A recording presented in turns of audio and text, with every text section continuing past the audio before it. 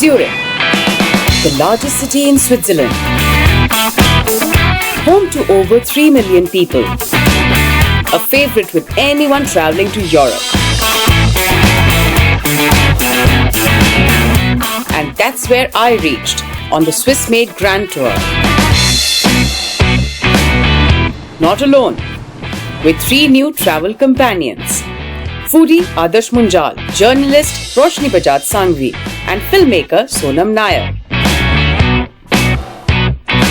We've already spent a day wandering about the cobbled streets of Zurich's charming old town.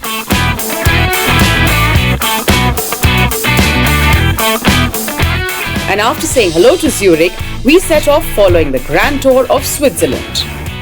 Today is a glorious, glorious day. More glorious than other days in Switzerland? I don't know, but it's beautiful. Let's see. I feel like we're going to get lost a lot. And that's fine, in this kind of beautiful country, you don't mind getting lost. It's a constant experience. It's a constantly beautiful experience, changing views from mountains to rivers. You just want to look out of the window and just keep looking.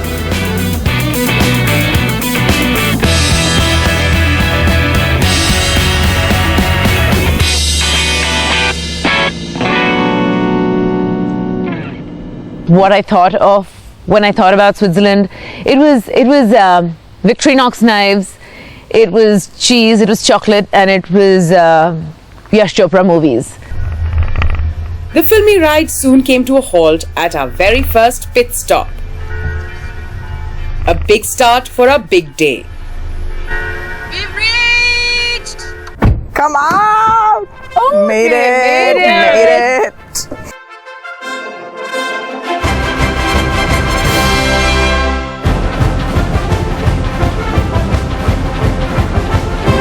So we are at Rhine Falls, Europe's largest waterfalls, and this is going to be our first stop on Swiss-made Grand Tour.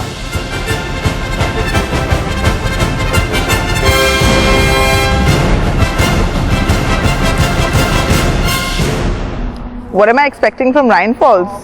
A huge waterfall that will probably get me wet. And I should have gotten like a raincoat, but I didn't, so it's cool. What am I expecting from Rhine Falls? Well, I've been here before and I always have a good time, so I'm expecting a whole lot of good time.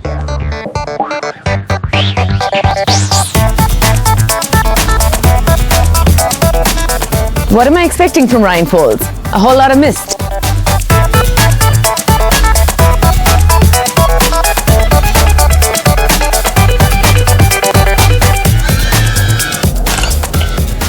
What am I expecting from Europe's biggest waterfall? I don't know. I'm just going to get wet. Rhine Falls has been commercially used since the 11th century when a small mill was run on these waters. Later, grinding workshops and blacksmith shops were also added. Suddenly, you just come across this huge waterfall. Your attention goes to the sound first and then the view, and it's this huge amount of water just crashing into this gorgeous lake.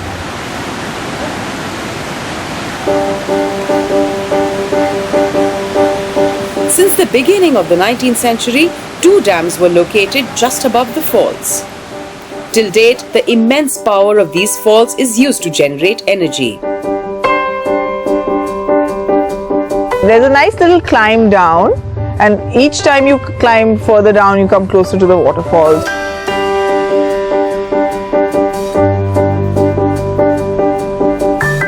So each time we have to stop and take lots of pictures.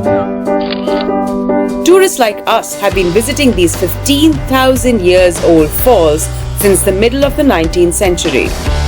Honestly, I've rarely seen a waterfall that big and that beautiful. That is 600,000 liters of water flowing per second. And the impact increases as you get closer to the falls. It was like standing in front of a fall, right in the middle of it, face to face. They may be only 75 feet high, but these massive falls are almost 500 feet wide.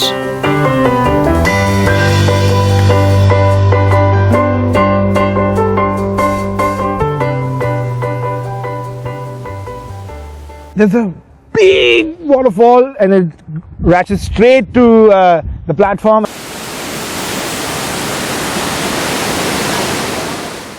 And then we took a boat to the other side. We went to the spot where the waterfall actually forms. We went really close to the waterfall, got a nice little spray in the middle of this hot summer morning.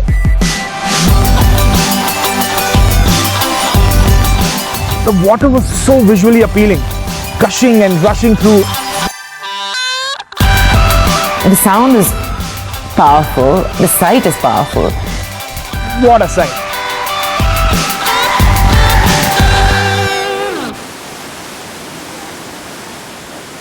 Enough about the waterfall. After the waterfall, we left for lunch.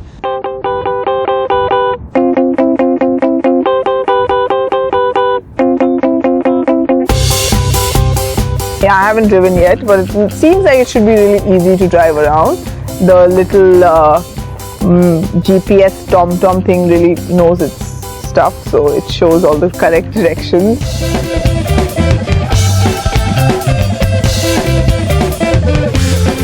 I had never actually been on such a cool path, the road in a convertible. It felt like I was on a ship, like cruising.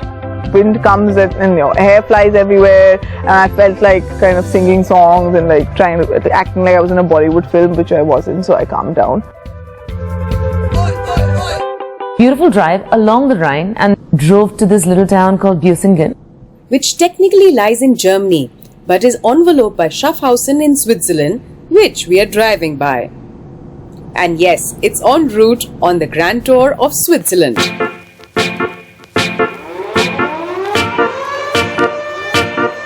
We had lunch in this cute little restaurant that overlooked the Rhine River.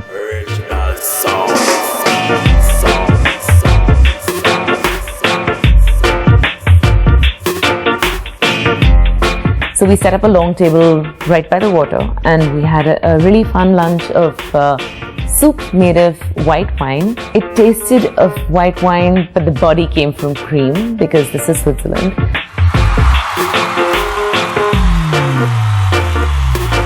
बहुत मजा आया वो खाके, बहुत ही बढ़िया था।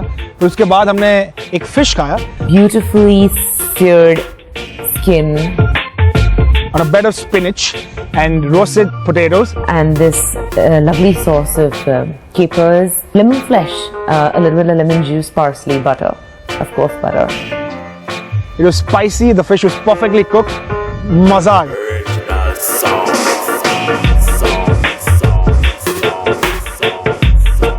The best part about lunch today was the dessert. Of elderflower scented cream, of course.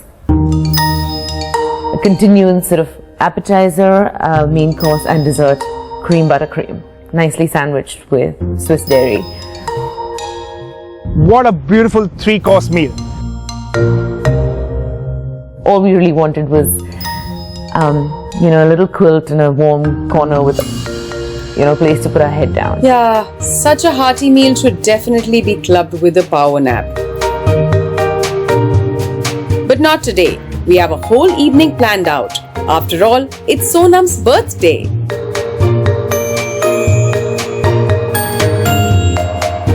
We sort of dragged ourselves belly first into the cars. But very soon, as soon as the car started up, the wind hit us. And it just jolted us awake.